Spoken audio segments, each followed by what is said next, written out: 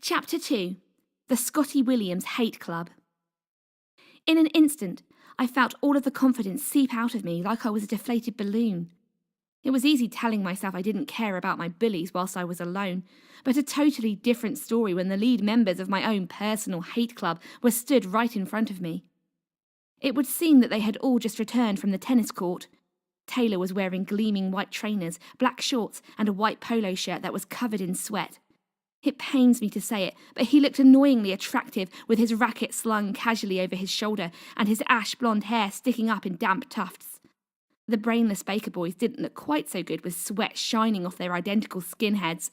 They did look menacing, though. Taylor gave me a smug grin, like I was the funniest joke he had come across all day.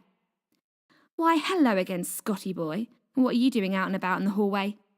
He nonchalantly took a slurp of the water bottle he was carrying and wiped his mouth with his hand. "I thought you were meant to be all tied up today." As the taunting words came out of his mouth, I was reminded of how he had tied my wrists together in the changing room. My skin was still stinging from the rope burn, and I subconsciously held my hands tighter to my sides. Billy Baker gave a loud guffaw, as did Patricia, who was tailing the group of boys. Olive, who remained right beside me, shot her an icy glare, which Patricia returned tenfold. I think those two girls hated each other even more than Taylor hated me. "Listen up," Olive spat out in a fury. "You can all bloody well shut your mouths. You're just lucky that Scotty is such a nice guy, because if it were up to me, you'd all be expelled so fast you wouldn't know what hit you." I felt my insides churning. I loved Olive, but she really let her mouth run away with her at times. She was trying to stick up for me, but I knew it would only make things worse. "Just ignore them," I muttered into her ear, attempting to pull her away. All I wanted was to go home and forget this horrid day had ever happened, not relive it all over again. "No, Scotty, they need to know," she exclaimed. Then she turned back to the boys. "You are all complete and utter thugs. You need to grow up and stop picking on people. It's not funny in the slightest." The whole hateful crew was now doubled over in laughter at Olive's little outburst. Patricia started to mimic Olive in a stupid, high-pitched voice.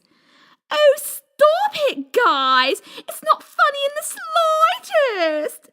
She let out a peal of shrill laughter. Patricia really is a nasty piece of work. The best way to describe her is to imagine a horse that has been brought to life and turned into a bratty teenage girl. She has a pointy nose, a snorty laugh, and long blonde hair which she always wears in a massive high ponytail on the top of her head. She also particularly loathes Olive for 2 reasons. The first reason is that Olive got the position of head girl over her. The second is that Olive is effortlessly prettier than her without even trying. Olive loathes Patricia right back, purely for the fact that she is Patricia.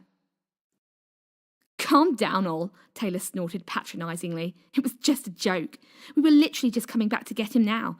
Surely Scotty boy can take a little joke, right? Can't you, Scotty?" He reached out to me and tried to pinch my cheek like I was a tiny toddler.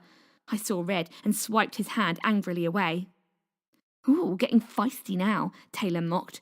"Now Ollie the Wally is here to back you up. Wow, we're all shaking with fear." The brainless Baker boys kept on laughing and gave some hoots of agreement. I noticed they never usually gave much in the way of insults, leaving Taylor to do all the talking. They just agreed with anything he said and did all his dirty work for him. I guess they figured it would get them brownie points with Taylor's dad and all his sporting contacts. Olive was beginning to look absolutely apoplectic, but despite her obvious anger, she couldn't seem to find a single comeback and just gaped like a furious fish. Patricia saw her chance to strike. She edged closer towards us, spinning her own tennis racket skillfully between her fingers. "What's the matter, Ollie dear? Cat got your tongue? You need to get over this crush on your gay boyfriend already and stop babying him. I mean, it's never going to happen, so give it up." We both flushed bright red with humiliation. Taylor then piped up again. "I dunno, Pat. Maybe Scotty should give it a try. It's not like anyone else in this school would have him. And maybe it would finally loosen Ollie up a bit." That was the last straw. Seeing red, I grabbed Olive tightly by the hand and barged my way through the lot of them with as much defiance as I could muster. "Ooh!" they all echoed in unison, continuing to laugh. We stormed off down the hallway, Olive giving the one-fingered salute behind her as we made our escape. Now, Taylor called out after her. "That's not very head girl-like behaviour." The cackling continued until we made it all the way down the corridor and into the solace of the school cafeteria. I slumped down on one of the empty tables and let out a hefty sigh. Olive decided to pace up and down next to me, ignoring the strange looks she was getting from a couple of other students having a coffee break on the table opposite. "I hate that stupid, horrible Taylor Raven and his stupid, horrible girlfriend," she vented as she stomped out her frustrated energy. "Who the hell do they think they are? How dare they talk to us like that, making stupid judgments about us when they don't even know us?" Olive's volume was getting louder and louder. A long-haired guy at the other table was looking over at us in bemusement. She shot him a "don't mess with me" look, and he quickly took his coffee and exited the cafeteria. I gave another sigh. I know, they're stupid morons. Who cares what they think? Just forget about it, it's done now. "Yeah, but it's not done, is it?" Olive retorted, running a hand anxiously through her blonde curls. "They're just going to keep this up for the next 2 years.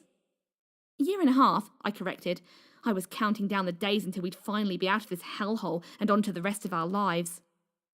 "However long, it's still too long." She finally gave up her pacing and sat down on the chair next to me. "I just don't get it. What's their problem?" She began to drum her fingers on the tabletop. "This is like the 3rd or 4th time they specifically targeted you, and I just don't understand why." She was correct there. Along with the 2 coat hook incidents, I had been temporarily locked in the lost property cupboard and had a bottle of Coke spilled all over my rucksack. Not to mention all the times I'd been tripped up or shoved in the hallway. It was such stupid, childish behaviour, and it was becoming relentless. "Ollie, do you really need to think that hard for a reason?" I questioned.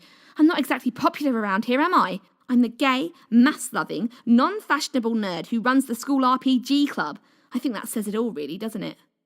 I was expecting Olive to laugh, but she was still racking her brain with an intense look in her eyes. Yeah, everyone knows you're a dork, Scotty, but it still doesn't make sense to me. Why this torture? Why now? I mean, we've been at school with these guys for the last 5 years. We've always had our moments with them, but this is all just so vicious and out of the blue." I shrugged. Maybe they got bored, and I'm just an easy way to pass the time. Olive stopped drumming the table and began tapping her fingers together instead. "I think it's all down to Patricia. She hated the fact I got head girl. She thought for sure she was going to be the one in charge around here." Well, that sounded like a logical explanation. I decided to go with it. "You could be right. She's always been jealous of you. Maybe she's asked Taylor to get to me as a way of getting to you." I saw a moment of epiphany shine in Olive's blue eyes. "Oh yeah, no doubt she's been twittering on in his ear about how much she hates me and about how I'm your friend. I bet this isn't even about you, Scotty. It's about getting through to me. You're nothing but a pawn in the gruesome twosome's evil games." Okay, now this was sounding like a massive conspiracy theory. "You don't know that for sure," I said gently. "I mean, it's a theory." "I know what Patricia is like," Olive scoffed. "She's got Taylor wrapped around her little finger. One word from her and he would do pretty much anything. She knows how much it hurts me when I see my best friend suffer. I bet she gets Taylor to harass you just to see the look on my face. God, this is so like her." I wasn't entirely convinced with this reasoning. Actually, I was 100% sure Olive was barking up the wrong tree, but I decided it would be easier to let her believe her own story. "Maybe you're right, Ol. I wouldn't put anything past the evil, ponytailed one." This agreement seemed to satisfy her, and she gave a nod of finality to the matter. "Me either. Now listen, Scotty, I can't stay much longer. I spent all my free period trying to find you, and now I've got a mentoring session with one of the Year 7s. Will you be okay if I leave you?" I smiled. It would seem like my allotted time for being comforted had come to an end. Olive ran a huge amount of clubs and committees throughout the school, and she was constantly on the go. I found her dedication to helping her fellow students quite admirable. "I'm totally fine," I replied, with as much of a smile as I could muster. "I think I'm just going to head home. I've finished for the day now anyway. You go do what you need to do. We can chat later." "I can cancel if you want me to walk back with you," she offered. I knew that she would have, but I didn't want to mess up any more of her day. "Honestly, I'm all right. And once I get home, I'm sure I'll forget all about this crappy day." We both knew that was a lie, but still, Olive gave me her brightest look of encouragement. "That's right, go back and relax and forget all about that idiot Taylor." She leaned over and ruffled my mess of dark hair. "I'll speak to you later, all right?" I gave her a small salute goodbye, which made her giggle, then watched as she raced out of the cafeteria to her appointment. I really hoped she wouldn't run into Taylor or Patricia again, as they would probably still be lurking around the hallway somewhere. Still, I knew she could handle herself a lot better than I ever could. I looked at my watch. It was about 40 minutes after my maths lesson had finished. I knew my teacher, Mr. Bicknam, would be working in his classroom before his next lesson started, as there was still one last period for students on different time schedules to mine. I figured I'd better go and catch up with him before going back home, as he was probably wondering where I'd got to. It was rare that I ever missed a lesson. Cautiously, I exited the cafeteria, looking up and down the corridors for any sign of Taylor and his cronies. I couldn't see or hear any of them, which led me to believe they were all in the changing room. I walked as quickly as I could past the scene of my coat hook trauma and legged it up the stairwell 2 steps at a time. As I turned the corner, I saw a huddle of older students going into Mr. Bicknam's classroom. The next lesson must have been starting. I wanted to catch Mr. Bicknam before I ran out of time, so I broke into a sprint. I don't know if it was my poor coordination or my incredible bad luck, but as I ran toward the direction of the door, I suddenly found myself painfully colliding with something solid. Or rather, someone solid. The force in which I hit them was so powerful that I managed to knock all the books out of their hands. Without looking, I scrambled to pick up the dropped books, profusely apologising as I did so. When I looked up, I saw someone tall, dark, and brooding, glaring down at me. It was Vincent Hunter, the toughest guy in the whole school. And I thought my day couldn't have got worse.